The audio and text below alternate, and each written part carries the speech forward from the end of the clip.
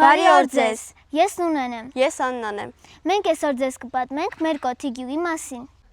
Հվատալ չեք, բայց կոթին էլ է Վրաստանի նահանգի մաս։ 1918 թվին Հայաստանի անկախության հռչակումից ԵԴ կոթին մտել է Հայաստանի կազմի մեջ։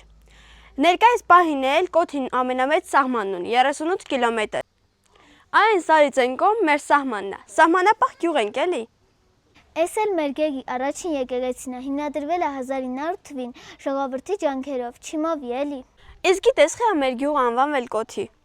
Հա, ինձ էլ է դա հետաքրքրել։ Այն տների վրա եղել է դատարկ կոտեր, որոնց մարդիկ օգտագործել են եւ որպես ծխնելույս եւ որպես լուսամուտներ։ Դրանից հետո գյուղ եկող մարդիկ եւ գյուղի բնակիչները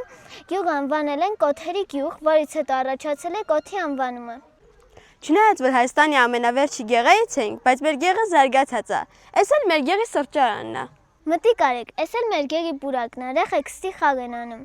Նա մեր դպրոցի առաջին տնօրենն է, Շահնազար Շահնազարյանը։ Նրանով է կոչվել մեր դպրոցը։ Այս էլ մեր դպրոցն է, ունի 200-ից ավել աշակերտ, ի դեպ տղաներն ավելի շատ են, քան աղջիկները։ Իմացաք մեր կոթիի մասին, հուսանք մի օր գոնախտիկ գալ։